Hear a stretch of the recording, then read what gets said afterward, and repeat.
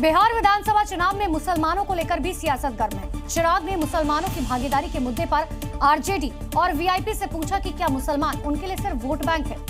देखिए, एनडीए का डर दिखाओ और वोट लो, जब नेतृत्व की बात आए तो खुद मलाई खा लो। हालांकि महागठबंधन के कुछ नेता जरूर कह रहे हैं कि चुनाव के बाद सरकार बनेगी तो मुस्लिम डिप्टी सीएम हो सकता है, और इसीलिए कहा जा रहा है बिहार में मियां भाई वीआईपी हो गए हैं, मतलब वेरी इंपॉर्टेंट पर्सन। क्योंकि जब से महागठबंधन ने वीआईपी के प्रमुख मुकेश सहनी को डिप्टी सीएम उम्मीदवार घोषित किया है, तब से ये चर्चा तेज हो गई है कि कम आबादी वाला मल्लाह डिप्टी सीएम का उम्मीदवार हो सकता है तो ज्यादा आबादी वाला मुसलमान क्यों नहीं। महागठबंधन में मुस्लिम नेतृत्व पर सबसे बड़ा सवाल चिराग पासवान उठा रहे हैं। वो लगातार कह रहे हैं कि तेजस्वी हो या सहनी, इन्हें मुसलमानों से कोई मतलब नहीं। मुसलमान इनके लिए सिर्फ वोट बैंक है, और जितनी जल्दी मुसलमान ये बात समझ जाए।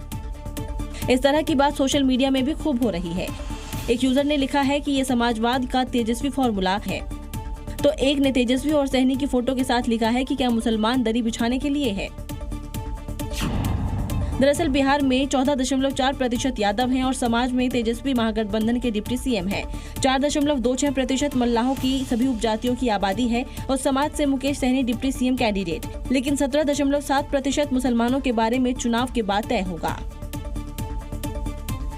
बिहार विधानसभा में अभी नीतीश कुमार और तेजस्वी यादव के बीच सीधी लड़ाई दिखाई दे रही है। तेजस्वी यादव को ये बता रखे हैं कि बीजेपी भले उनके चेहरे पर लड़ रखी है, लेकिन उन्हें सीएम नहीं बनाएगी, जबकि बीजेपी का कहना है कि नीतीश कुमार सीएम थे, हैं और रहेंगे। क्योंकि महागठबंधन के नेता बार बार कह रहे हैं कि नीतीश कुमार अब सीएम नहीं बनेंगे, बीजेपी सिर्फ उनके चेहरे का इस्तेमाल कर रही है। नीतीश कुमार जी को अमित शाह और भाजपा के लोग दोबारा मुख्यमंत्री बनाने नहीं जा रहे, उनको हाईजैक कर लिया चाचा जी को। चुनाव में हर गठबंधन अपने विरोधियों के खिलाफ इस तरह की चाल चलता है। सीएम नीतीश कुमार की उम्र और उनके स्वास्थ्य को लेकर तेजस्वी पहले से ही माहौल बना रहे थे। जब चुनाव नजदीक आया तो दावा भी करने लगे। यही कारण है इस मुद्दे पर बीजेपी की ओर से जवाब जोरदार आया।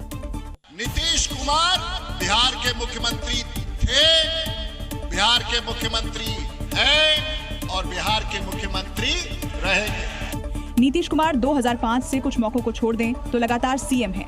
उसके बाद भी उनके खिलाफ कोई एंटी इनकम्बेंसी नहीं दिख रही है। यही कारण है सत्ता पक्ष उनके चेहरे से हट नहीं रहा है और विपक्ष उनके चेहरे पर लगातार सवाल उठा रहा है। संभल में 24 कोसीय परिक्रमा के लिए श्रद्धालुओं की भारी भीड़ उमड़ी है। ऐसे में एक अलग नजारा यहाँ देखने को मिला, क्योंकि यूपी में जो बुलडोजर कभी अतिक्रमण पर चलता था, आज भक्ति के उत्सव में हिस्सा लेते हुए दिखाई दिया। 24 कोस की परिक्रमा है ये। 2 दिन में लगभग ये परिक्रमा पूरी करेंगे, हर स्थान पे जाएंगे। और 24 कोसीय परिक्रमा में आस्था का अद्भुत नजारा देखने को मिला, जहां परिक्रमा कर रहे भक्तों पर बुलडोजर से फूल बरसाए गए। इस परिक्रमा में 5 लाख से ज्यादा श्रद्धालुओं के भीड़ जुटने का अनुमान है। परिक्रमा के दौरान सुरक्षा के लिए प्रशासन ने भी पूरे इंतजाम किए हैं। जगह जगह पुलिस बल की तैनाती है ताकि यात्रा सुरक्षा और शांति के साथ पूरी हो सके। प्राचीन कूपों की 52 किलोमीटर लंबी इस यात्रा के दौरान सीएम योगी का बुलडोजर अपने फूल वाले एक्शन से खूब सुर्खियां बटोर रहा है।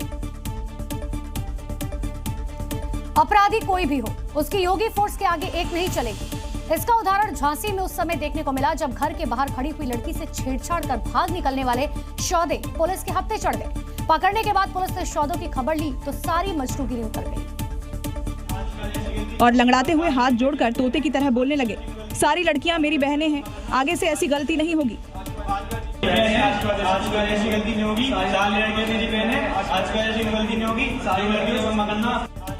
पुलिस की गिरफ्त में लंगड़ाकर चल रहे और हाथ जोड़कर माफी मांग रहे ये शौदे सरेराह लड़कियों को छेड़ते थे, सिटी बजाते थे, अशोभनीय टिप्पणी करते थे। शिकायत के बाद झांसी पुलिस की एंटी रोमियो टीम ने पहले तो इनको पकड़ा और जमकर इलाज किया, जिसके बाद इनकी सारी हेकड़ी निकल गई और हाथ जोड़कर माफी मांगने लगे।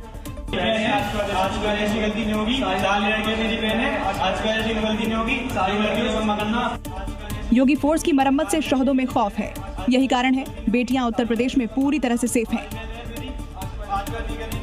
कहते हैं पुलिस चाह जाए और उसे फ्री हैंड दे दिया जाए तो मंदिर के बाहर से चप्पल तक चोरी नहीं हो सकती। बड़े अपराध तो दूर की बात है। इसी कड़ी में मध्य प्रदेश के रतलाम में पुलिस ने मोहन सरकार के निर्देश पर अपराधियों पर शिकंजा कसना शुरू कर दिया, ताकि जिले में लॉ एंड ऑर्डर दुरुस्त हो और अपराधियों में पुलिस का खौफ हो। देर रात जब पुलिस का काफिला शहर की सड़कों पर निकला तो पुलिस के हूटर की आवाज से ही अपराधियों की घिघी बंद गई। भारी संख्या में पुलिस सड़कों पर उतरी हुई थी। कहीं पैदल मार्च तो कहीं गश्त। पुलिस का एक्शन देख हर कोई हैरान था। इस दौरान पुलिस शहर की उन बदनाम गलियों में पहुंची जहां गुंडा बदमाशों की अड्डाबाड़ी होती है, शराब की दुकानें जहां अवैध अहाता बने हुए हैं। बिठा के पिलवाओ मत तुम, है ना? क्या तुम्हारे खिलाफ भी एफआईआर करूंगा। अंधेरी गलियां जहां नशेड़ी जमा होते हैं, सुनसान रास्ते जहां झपटमार शिकार ढूंढते हैं, देर रात खुली दुकानें जहां दारू पार्टी चलती है।